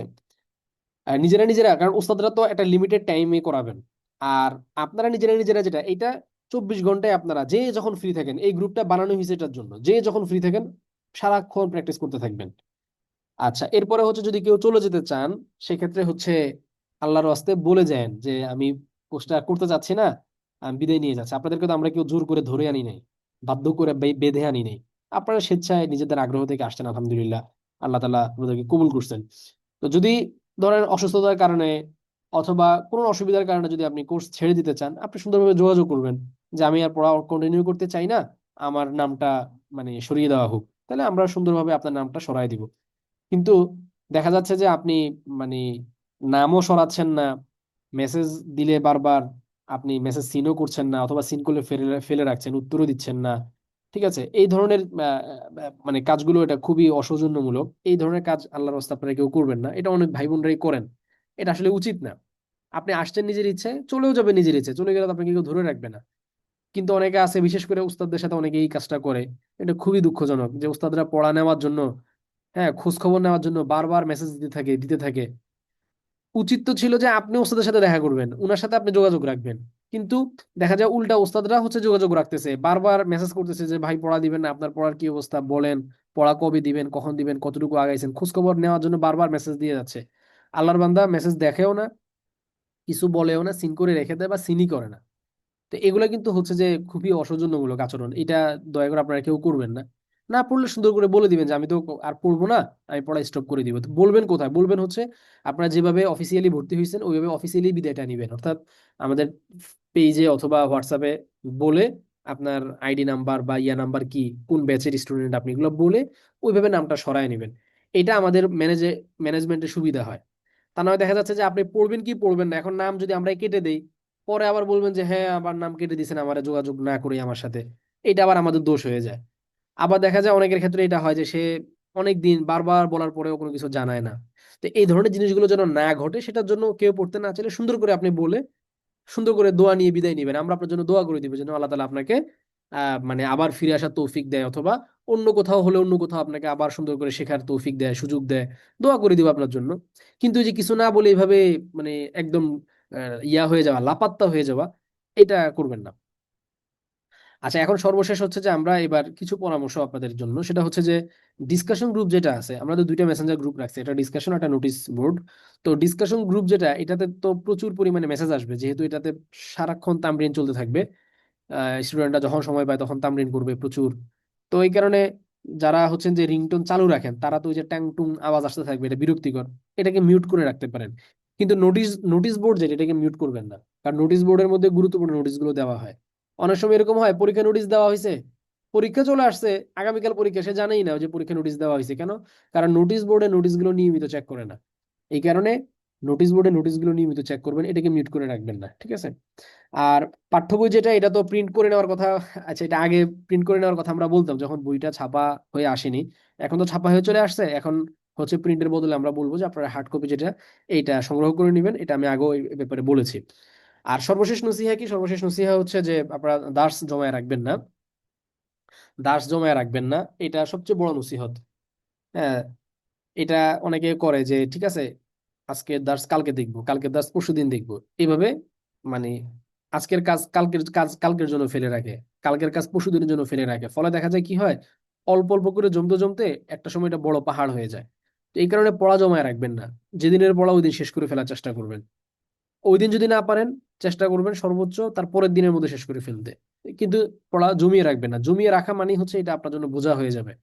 অনেকে মনে করে না আমি মানে এক সপ্তাহ সব পড়া একদিনে বসে দেখে ফেলবো। তো এক সপ্তাহের খাবার আপনাকে দিলে আপনি একদিনে খেতে পারবেন? পারবেন না। যদি খেতে যান, পেট নষ্ট হবে। পড়ার ক্ষেত্রে একই রকম, পড়ার সাথে খাবারের অনেক মিল আছে। আপনি যদি চান যে না আমি মানে 7 দিনের পড়া একসঙ্গে পড়ে ফেলবো, তা আপনার ব্রেন তো এটা এত পড়া নিতে পারবে না একসাথে। কি হবে? এই ব্রেনে ডায়রিয়া হবে। মানে কি? মানে আপনার ব্রেন থেকে এগুলা 5 মিনিট পরে, 10 মিনিট পরে এগুলো হারিয়ে যাবে, আপনার ব্রেনে থাকবে না এগুলো। তো এটার জন্য নিয়মতান্ত্রিকতা, ধারাবাহিকতাটা অনেক জরুরি জিনিস। এই কারণে দর্শ না জমিয়ে রেখে, এক একটা দাস ছোট ছোট হয়, 15 মিনিট, 20 মিনিট। তো আপনি যদি 2 দিনেও যদি, কারণ এটা এক একটা দাস তো হয় 2-3 দিন পর পর, সপ্তাহে 3টা দাস মানে কি, সপ্তাহে 3টা দার্স মানে হচ্ছে যে একদিন পর পর দার্স হবে। তো একদিন পর পর যদি 20 মিনিট করে একটা দার্স থাকে, তার মানে 2 দিনে 20 মিনিট। তো 2 দিনে যদি আপনি 20 মিনিটের একটা ক্লাস দেখার মতো সময় বের করতে না পারেন, তাইলে আপনি এই ভাষা কিভাবে শিখবেন? এটা কি সম্ভব? সম্ভব তো না। আপনি একটা জিনিস শিখতে চাচ্ছেন, তার জন্য তো আপনাকে কিছুটা তো স্যাক্রিফাইস করতে হবে। এই ক্ষুদ্র পরিমাণ স্যাক্রিফাইস যদি আপনি করতে না পারেন, তাহলে আর কিভাবে হবে?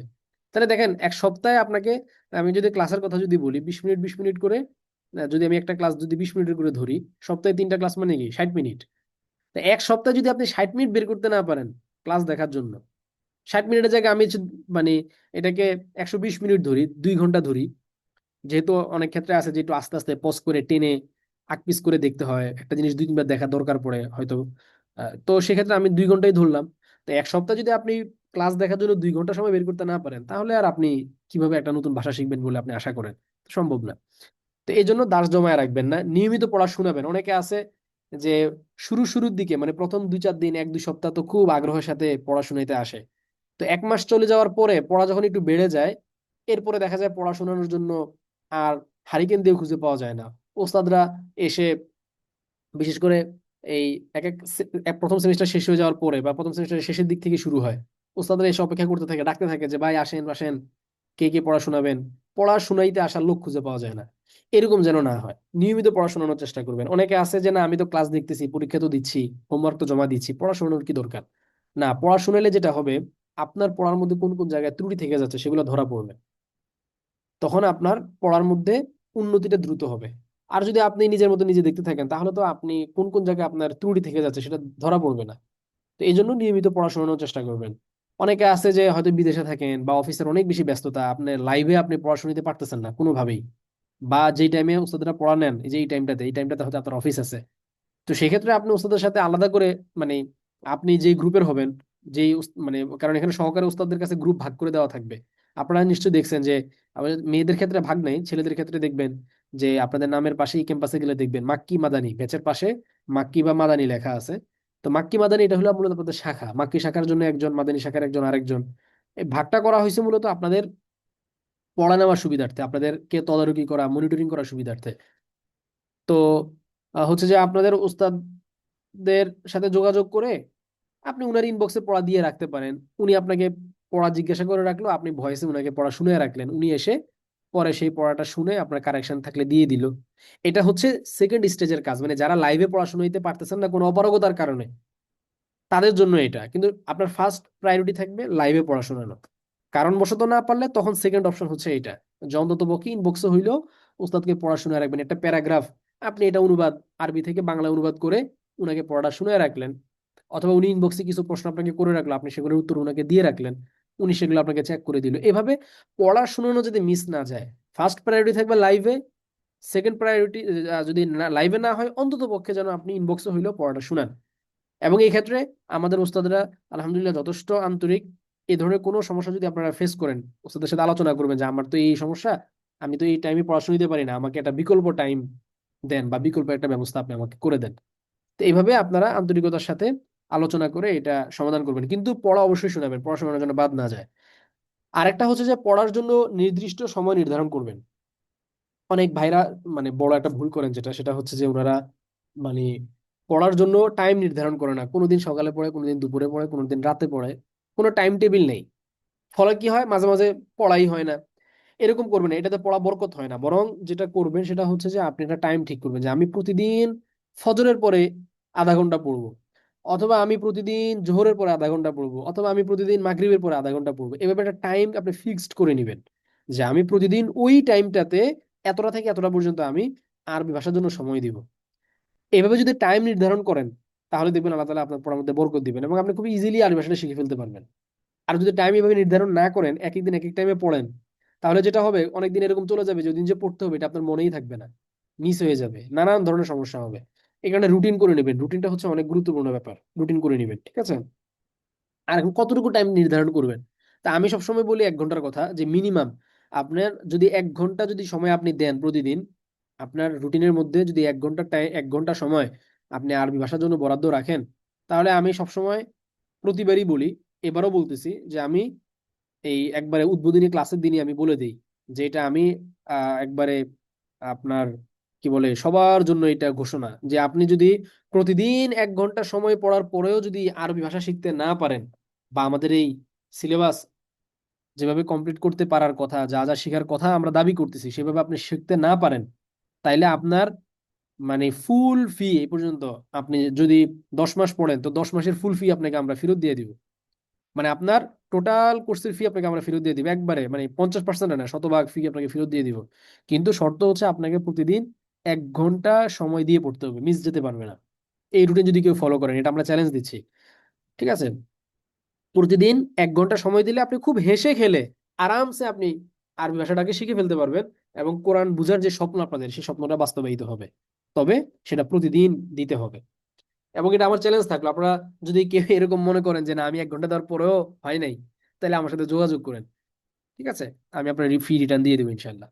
এরপরে হচ্ছে যে অধিক পরিমাণে তামরিন প্র্যাকটিস করবেন, এটা তো আর বলার অপেক্ষাই রাখে না। এটা নতুন ভাষা, ভাষা শেখার প্রাণ হচ্ছে মূলত প্র্যাকটিস। যত বেশি প্র্যাকটিস করবেন তত বেশি হচ্ছে যে ভাষাটা আপনার কাছে সহজ হয়ে যাবে, ভাষাটা আপনার হাতে তত দ্রুত ধরা দিবে।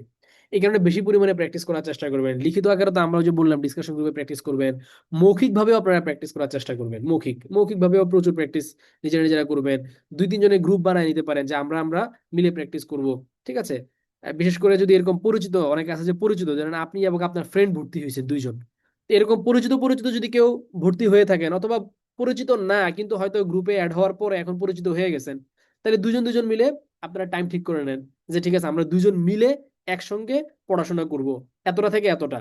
আমার মনে না থাকলে তুমি মনে করাই দিবে, তুমি মনে না থাকলে আমাকে মনে, আমি তোমাকে মনে করাই দিব। এরপরে 2 জন মিলে একসঙ্গে পড়তে বসেন, একসঙ্গে প্র্যাকটিস করেন মৌখিক লিখিত। এভাবে জোটবদ্ধভাবে করলে কাজটা সহজ হয়, ঠিক আছে? এই কাজগুলো যদি আপনারা মেনে চলেন, আশা করা যায় ইনশাল্লাহ তাআলা আজকের এই প্রথম দিনে আপনারা যে আশা নিয়ে আসছেন, এবং শেষ মানে শেষ কিতাবের শেষে যখন আমরা যাব তখন দেখবেন যে আহ, মানে আপনাদের সেই স্বপ্ন বাস্তবায়িত হয়েছে ইনশাল্লাহ তাআলা। আচ্ছা, এখন হচ্ছে প্রশ্নোত্তর পর্ব।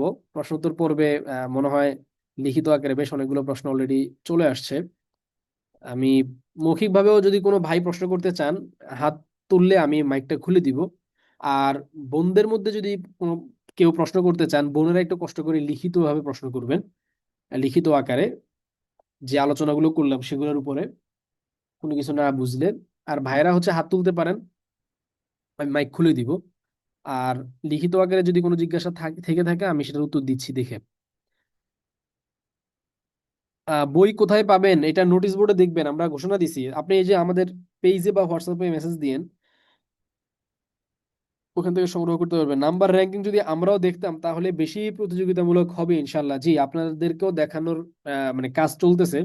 এখন তো আমরা দেখতে পাই সামনে ওই যে একটা লিডার বোর্ড আমরা তৈরি করার ইয়া আছে আমাদের, মানে পরবর্তী আপডেটে আমরা এটাও করে ফেলবো, তখন আপনারাও দেখতে পাবেন ইনশাল্লাহ তাআলা।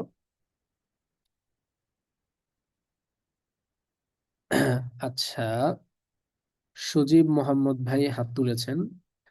বোনদের কোনো প্রশ্ন থাকলে আপনারাও লিখিত আকারে করতে পারেন। জি, সজীব ভাই, তাফাদ্দল। আসসালামু আলাইকুম। ওয়ালাইকুম আসসালাম। আসসালামু আলাইকুম। ওয়ালাইকুম আসসালাম রহমতুল্লাহ। জি, ভালো আছেন? বুঝতে আসসালামু আলাইকুম, আমি চট্টগ্রাম থেকে বলছিলাম।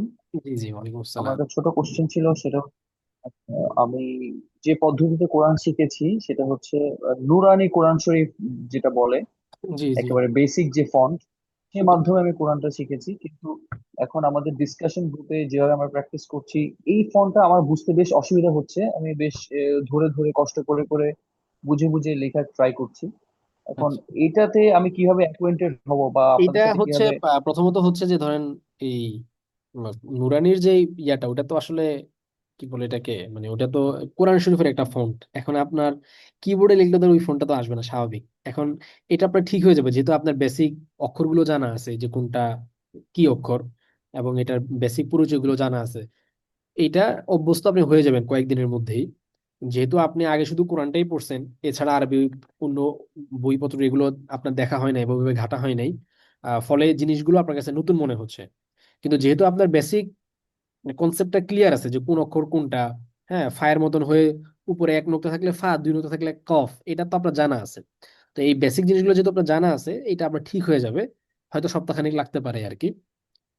একটু বারবার দেখার চেষ্টা করেন, তাহলে ইনশাল্লাহ ঠিক হয়ে যাবে। হ্যাঁ, বারবার দেখেন, নিজেও লেখার চেষ্টা করেন, এক সপ্তাহের মধ্যে আশা করি ঠিক হয়ে যাবে। জি স্যার, জাযাকাল্লাহ, জি, আসসালামু আলাইকুম। জি, ওয়ালাইকুম আসসালাম। আচ্ছা, সোহাগ আলী ভাই, না কি যেন, শাহজাহান, আচ্ছা শাহজাহান, তাফাদ্দল শাহজাহান, আখি শাহজাহান। জি শাহজাহান ভাই, আপনি কথা বলতে পারেন। আর যদি আপনি, আপনার কথা আমরা শুনতে পাচ্ছি না আসলে। সালাম আলাইকুম। জি, ওয়ালাইকুম আসসালাম রহমতুল্লাহ। উস্তাদ ভালো আছেন? জি জি, আলহামদুলিল্লাহ ভালো আছে, আপনি ভালো আছেন? উস্তাদ, জি আলহামদুলিল্লাহ। উস্তাদ, ওই যে আমার একটা প্রশ্ন ছিল যে ওই রুটিনটা তো দিয়ে দিবেন কখন ক্লাস হবে, যেহেতু আপনি বলছেন শনি না, ক্লাস মঙ্গল এবং মানে ক্লাস মানে বৃহস্পতিবার। আমরা ই ক্যাম্পাসে যে মানে রেকর্ডেড ক্লাস যেটা দিব সেটা তো শনি মঙ্গল এবং বৃহস্পতি, এটা তো বলে দিলাম। এখন পড়া নেওয়ারটা কিবারে কিভাবে হবে, এইটা রুটিনটা করে আপনাদেরকে জানিয়ে দেওয়া হবে আর কি। আচ্ছা। আর 2 নম্বর হলো উস্তাদ, যে যে আজকে উদ্বোধনী ক্লাস ছিল, তো একটু কোরআন তিলাওয়াতের মাধ্যমে হলে খুব ভালো লাগতো আর কি। এটা আমার একটা প্রস্তাব ছিল আর কি। আমি আচ্ছা এটা আচ্ছা। এক্সপেক্ট করছিলাম আর কি যে। আচ্ছা, বুঝতে পেরেছি, ঠিক আছে। আমরা সব এই কোরআন তালাওয়াতটা কে করবে এখানে, মানে আমিই করতাম, এখন করতে হলে আমাকেই করতে হবে। তো নর্মালি কি হয় যে আপনার ওই যিনি আলোচনা করেন তিনি তো তেলাওয়াত করেন না, তেলাওয়াত করে আরেকজন। তো এখন আমি না। আরেকজন কোথায় পাবো, জি আমি তো জি। একা মানুষ। তো এটার জন্য দরকার ছিল আপনাদেরকে তেলাওয়াত করা। তো এখন আপনাদেরকে তো এভাবে আগে থেকে বলা হয়নি, জি। বললে ভালো হইতো না, যে ইনশাল্লাহ কি বললে অবশ্য আপনি অফার দিলে আমরা অ্যাকসেপ্ট করে নিতাম অ্যাকসেপ্ট ইনশাল্লাহ। করে নিতেন। হ্যাঁ, এটা আসলে আমার নিজেরও ওইভাবে মাথায় ছিল না। আপনি খুব সুন্দর একটা জিনিস বলেছেন, জাযাকাল্লাহু খাইর। এটা আমরা সামনে থেকে তাহলে আমরা এখন কাজ আদায় করে ফেলি, আপনি একটু তেলাওয়াত করেন। জি উস্তাদ, আর জি, তিলাওয়াত করবো। হ্যাঁ হ্যাঁ করেন, আমরা তাহলে কাজ আদায় করে ফেলি যেহেতু আপনি বলেছেন। أعوذ بالله من الشيطان الرجيم. بسم الله الرحمن الرحيم. والتين والزيتون والطور سينين وهذا البلد الأمين. لقد خلقنا الإنسان في أحسن تقويم. ثم رددناه أسفل سافلين. إلا الذين آمنوا وعملوا الصالحات فلهم أجر غير ممنون. فما يكذبك بعد بالدين. أليس الله بأحكم الحاكمين. صدق الله العظيم. মাশাআল্লাহ, বারাকাল্লাহ। তবে আপনার তেলাওয়াত আপনাকে আরো একটু মনোযোগ দিতে হবে, বুঝলেন? আপনার মদ গুন্না এবং জি উস্তাদ। হুরুফের মাখরাজের এমনি আলহামদুলিল্লাহ মানে জি ওভারঅল বলতে গেলে ভালো। তবে কিছু কিছু জায়গায় আহ, নাই, মদ হয়ে যায় কিছু জায়গায়, জি জি। গুন্না একটু ইয়া আছে। আর বিশেষ করে আহ, কিছু কিছু হরফের মাখরাজে একটু ইয়া আছে, একটু একটু ঠিক করে নিতে হবে আর কি। ইনশাল্লাহ ঠিক হয়ে যাবে, মানে মোটামুটি তো ঠিক হয়েই গেছে। জি। ইনশাল্লাহ। আচ্ছা। আর উস্তাদ, যে বইয়ের অর্ডারটা করলে কবে নাগাদ পাওয়া যেতে পারে? এটা যদি আপনি অর্ডার দিয়ে ফেলেন, যারা দিয়েছে তাদের তো আমি পাঠিয়ে দেওয়া হয়েছে। আজকে ইনশাল্লাহ অর্ডার করে দিব। তাইলে হচ্ছে যে মানে কালকে তো শুক্রবার, কালকে তো আর মনে হয় বন্ধ থাকবে। জি। মানে মানে যেদিন অর্ডার করবেন ওদিনই পাঠিয়ে দেওয়া হয় আসলে। আমি আজকে অর্ডারটা করে ফেলবো অনলাইনে, আপনার মানে আপনার ওই যে ফর্মে আমি আজকে ফিল আপ করে দিব আর কি। আচ্ছা আচ্ছা, ঠিক আছে। আচ্ছা, এরপরে মনে হয় তারিকুল ইসলাম ভাই অনেকক্ষণ ধরে হাত তুলে রেখেছেন। সালাম আলাইকুম। ওয়ালাইকুম আসসালাম রহমতুল্লাহ। জি আসসালামু আলাইকুম ওয়া রাহমাতুল্লাহ। জি, ওয়ালাইকুম আসসালাম রহমতুল্লাহ। জি, আমরা আপনাকে শুনতে পাচ্ছি। কেমন আছেন আপনি? জি জি, আলহামদুলিল্লাহ ভালো আছি। আমি সৌদি আরব থেকে বলছি। জি আমি আপনাদের ওই যে নুরুল কোরআন একাডেমি হিস্ট্রির 30 নম্বর আশা বুক করছিলাম। জি জি। তো এখন ব্যস্ততার কারণে আমার একটু পিছিয়ে হয়ে গেছে। এখন আবার এখন সম্পৃক্ত হয়েছি। তো আমি তো যে নামাজ ছিল, তো মাগরিবের নামাজ ছিল, এই জন্য আমি লাইভে অংশগ্রহণ করতে পারিনি। তো ভিডিওটা যদি হ্যাঁ, ইউটিউব ওটা থেকে আমরা বা দিয়ে দিব, ওটা ওটা রেকর্ডটা দিয়ে দিব ক্লাস শেষে, ওটা দিয়ে দিব রেকর্ড। এটা, এই জন্যই আমি ভাবছি। আচ্ছা আচ্ছা, ঠিক আছে, এটা তো আগে বলে দিয়েছিলাম যে এটা দিয়ে দেওয়া হবে ইনশাল্লাহ। আমি ছিলাম না, সেই জন্য আমি আচ্ছা এখনই আচ্ছা, আছি। না মানে ওই যে নোটিসের মধ্যে আর কি এটা বলে দেওয়া হয়েছিল যে ক্লাস এই রেকর্ড দিয়ে দেওয়া হবে যারা থাকবে না তাদের জন্য। ঠিক আছে। আসসালামু আচ্ছা, আলাইকুম। ওয়ালাইকুম আসসালাম জি। আচ্ছা, শরীফুল ইসলাম ভাই আর রাজু ভাই, আমি আপনাদের কাছ থেকে শুনবো, কিন্তু মেসেজে আরো বেশ কিছু প্রশ্ন আসছে, এখান থেকে একটা দুইটা প্রশ্ন নিয়ে নেই। ওনারা আবার বলবেন যে মানে আমাদের গুরুত্ব দেওয়া হচ্ছে না। আচ্ছা, যেই দুজন ওস্তাদ পড়াশোনার জন্য রেডি থাকবে তারা কারা? হ্যাঁ, তারা তো ওনাদের লিঙ্ক সহকারে ওনাদের আপনাদের সাথে পরিচয় করা দেওয়া দেওয়া হবে। ওনারা অলরেডি গ্রুপে আছেন, আপনাদেরকে ওই যে আরবি লেখানোর জন্য বিভিন্ন জিনিস দেওয়ার কাজগুলো ওনারা করতেছেন বা করছেন। ওই যে নুরুল হক একজন, আর একজন হচ্ছেন উস্তাদ মানসুরুল হক। তো আমি ওনাদের মানে মেনশন করা সহ ওনাদেরকে আপনাদের সাথে অফিসিয়ালি পরিচয় করাই দেবো ইনশাল্লাহ। উইন্ডোজে আরবি লেখার উপায় কি? উইন্ডোজে তো সহজ। উইন্ডোজে তো জাস্ট আপনি ওই ল্যাঙ্গুয়েজের এখান থেকে অ্যাড ল্যাঙ্গুয়েজে গিয়ে অ্যারাবিকটাকে করে নেবেন, অ্যাড করে নেবেন, তাহলেই হয়ে যাবে, কি বলে, লেআউটে অ্যারাবিক চলে আসবে। আহ আচ্ছা, তারপরে লাইভ ক্লাসটা সন্ধ্যা 7টায় দিলে ভালো। এটা আপনাদের উস্তাজা আপনাদেরকে আপনাদের পড়া তো আর আমি নিব না, উস্তাজা নেবেন এটা। আপনারা উস্তাদের সাথে আলাপ করবেন কখন দিলে আপনাদের জন্য ভালো হয়। আমি ব্যস্ততার কারণে সম্পূর্ণ শুনতে পারিনি। যে এটা রেকর্ড তো আমরা দিয়ে দিব, তখন শুনতে পারবেন। আমার প্রশ্ন হচ্ছে, মোবাইল কিবোর্ড দিয়ে আরবি লেখার সময় কি আমরা হরকত সহ লিখবো নাকি হরকত ছাড়া লিখবো? সুন্দর একটা প্রশ্ন করছেন। শুরুর দিকে শুরুর দিকে আপনারা হরকত সহ লেখেন, যাতে করে হরকত গুলো কোথায় আছে সেটা আপনাদের জানা হয়ে যায়। এক, পরবর্তীতে আপনারা যেটা করবেন সেটা হলো প্রত্যেকটা হরফের শুধু শেষ হরফে হারকাত দিলেই হবে। পুরা শব্দের মধ্যে হরকত না দিলেও চলবে, দিলে ভালো, না দিলেও চলবে। যদি শুধু শেষ হরফে, কারণ আরবি ভাষার এক একটা শব্দের শেষ হরফের হরকতটা হলো ইম্পর্টেন্ট। কারণ মানে হারাকাতের যে চেঞ্জেস গুলো, এগুলো ঘটে মূলত শব্দের শেষ হরফের মধ্যে, এবং ওই হারাকাতের চেঞ্জেস এর মাধ্যমেই মূলত অর্থের পরিবর্তন গুলা ঘটে। তো ফলে এই হারাকাত গুলো ইম্পর্টেন্ট, এবং সেটা হচ্ছে যে শেষ হারাকাতটা। তো এই কারণে আপনারা প্রত্যেকটা শব্দের পুরো শব্দের মধ্যে দিতে পারলে তো ভালো, পুরোটা দিতে না পারলে অন্তত শব্দের শেষের যে হরফটা আছে সেটার মধ্যে হারাকাত দেওয়ার চেষ্টা করবেন। আচ্ছা, হরকত দিয়ে দিয়ে লিখতে বেশি সময় লাগবে, ওই যে শেষ হরফে দিয়ে যদি শুধু লেখেন তাহলে আর বেশি সময় লাগবে না। আমরা কি হরকত ছাড়া লিখবো নাকি হরকত সহ? হ্যাঁ, এটা তো বলেই দিলাম মাত্র। আচ্ছা, আসসালামু আলাইকুম রহমতুল্লাহ। ওয়ালাইকুম আসসালাম। আমি বিদেশে থাকি, সময়ের পার্থক্য আছে, প্লাস আমি একজন স্টুডেন্ট, তাই জানতে চাই যদি কোনো কারণে আমি কোনো এক্সাম দিতে না পারি তাহলে কি সেটা পরে দেওয়া পসিবল হবে প্লিজ? দেখেন, সময় তো অনেক লম্বা দিয়ে দেওয়া হয়েছে। আপনি বিদেশে থাকলেও, সময়ের ব্যবধান থাকলেও, ফজরের পর থেকে নিয়ে রাত 12টা পর্যন্ত যদি এটা ওপেন থাকে, এই টাইমের ভিতরে তো যত টাইমের ব্যবধানই থাকুক না কেন, পরীক্ষা তো দিয়ে ফেলতে পারার কথা। হ্যাঁ, কারণ অনেক লম্বা সময়। তো আপনি হিসাব করে দেখেন, ফজরের পর থেকে নিয়ে রাত 12টা পর্যন্ত কত লম্বা সময়। কিন্তু রাত 12টার পরে তো আমরা মানে এটা লক হয়ে যাবে, তখন তো আর সুযোগ পাবেন না পরীক্ষা দেওয়ার। তো এই কারণে এই সময় ভিতরে দিয়ে দেওয়ার চেষ্টা করবেন। উইন্ডোজ থেকে অ্যারাবিক অ্যাড করলে সেখানে অনেক ভ্যারিয়েন্ট আসে, সৌদি আরবিয়ানটা দিবেন। হ্যাঁ, সৌদি আরবিক যেটা, সৌদি সৌদিয়া, ওইটা দিবেন। আচ্ছা, এবার হচ্ছে যে আহ, শরীফুল ইসলাম ভাই। জি ওস্তাদ, শুনতে পাচ্ছেন? জি জি, শুনতে পাচ্ছি। আচ্ছা, আমার একটা ইয়ে ছিল আর কি, যে আপনাদের এই বইটা, যে এই আলাল আরবি, এই বইটা আমি বেশ বেশ 2-3 মাস বা 3-4 মাস হবে আমি আগে ফেসবুকে দেখছি, তারপরে একবার বড় ভাই পরামর্শ দিয়েছিল এই বইটা নেওয়ার জন্য। পরে আমি তখনই এই বইটা আপনাদের কাছ থেকে সংগ্রহ করছি আর কি। আচ্ছা আচ্ছা, ওই বইটাতে তো এখন ক্লাস, ওই বই তো মূলত পড়ানো এই হবে, আপনি এটাই পড়ানো হবে, এটাই মানে আপনি যদি আগে থেকে থাকে তাহলে অসুবিধা নাই আপডেট ওইটাই। করছেন নাকি? আপডেট বলতে মানে বইয়ের ভিতরের লেখাটাকে তো সব একই, জাস্ট দুই একটা জিনিস হচ্ছে যে একটু সাজানো গোছানো হয়েছে আর কি, কিন্তু জিনিস ভিতরের সেই একই। একটা দুটো জায়গা ছিল যেটাতে হয়তো প্রুফের ভুল রয়ে গেছিল, ওটাকে ঠিক করা হয়েছে এরকম আর কি, কিন্তু জিনিস একই। ঠিক আছে।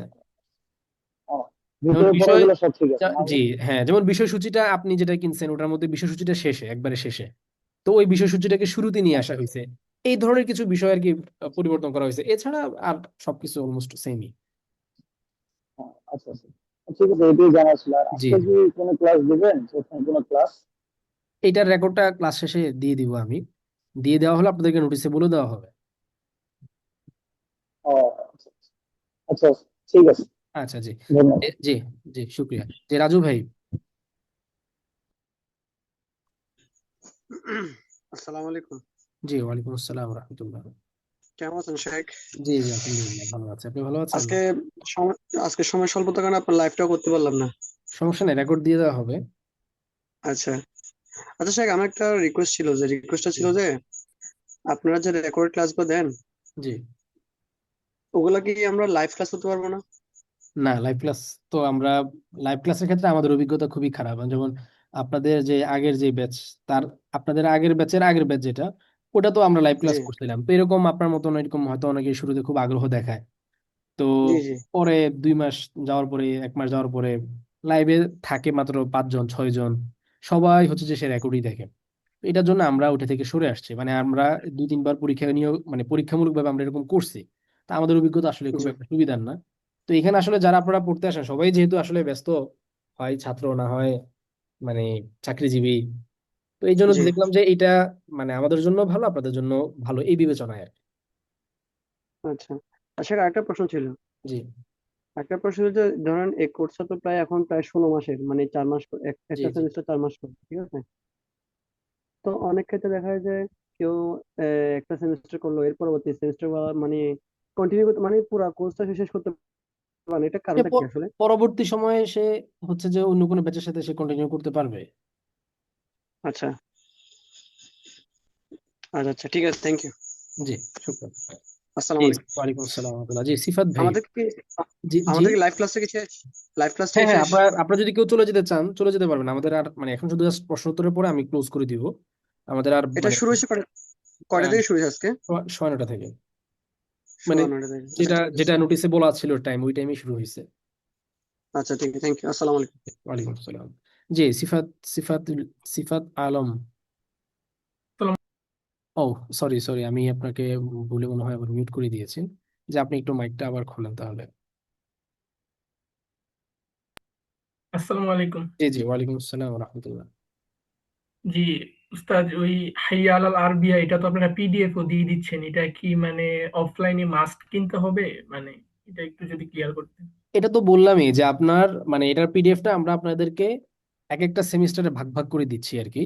ধরেন হুম প্রথম হুম। সেমিস্টারে যতটুকু পড়া হবে জাস্ট অতটুকু দেওয়া হচ্ছে আপনাদেরকে। এখন আচ্ছা মাস্ট কিনতে হবে বলতে আপনি তো পিডিএফ থেকে তো পড়ে জুত করতে পারবেন না, সুবিধা করতে পারবেন না। আপনার এখানে অনেক কিছু নোট করার দরকার পড়বে, অনেক কিছু আচ্ছা করার দরকার আচ্ছা। পড়বে। বা একটা জিনিস অফলাইনে জি। আপনি একটা বই হার্ড কপি নিয়ে পড়ে যেভাবে আপনি ইয়ার সাথে পড়তে পারবেন, ওই জি পিডিএফ জি। থেকে মোবাইল দেখে তো আপনি ওইভাবে পড়তে পারবেন না। আচ্ছা তো আচ্ছা। ওইটার জন্য আর কি, যে আপনার পড়ার সুবিধার্থে হচ্ছে হার্ড কপিটা সংগ্রহ করে নিলে ভালো। আচ্ছা আচ্ছা। আর আর ধরেন ওই আমাদের উস্তাদ যত ক্লাস নেবেন, এক্ষেত্রে আমাদের ক্লাসে কি আপনার কোনো মানে আমাদের যে লেকচার গুলো, এখানে কি আপনার কোনো লেকচার থাকবে বা এরকম কিছু? বুঝি নেই বুঝি নেই। লেকচার গুলো সবই আমার, মানে লেকচার যেগুলো হবে সবই আমার, অন্য ও কারোর আচ্ছা। কিছু না। ও আচ্ছা আচ্ছা, ঠিক আছে। এটা আসসালামু আলাইকুম। আচ্ছা জি, ওয়ালাইকুম আসসালাম।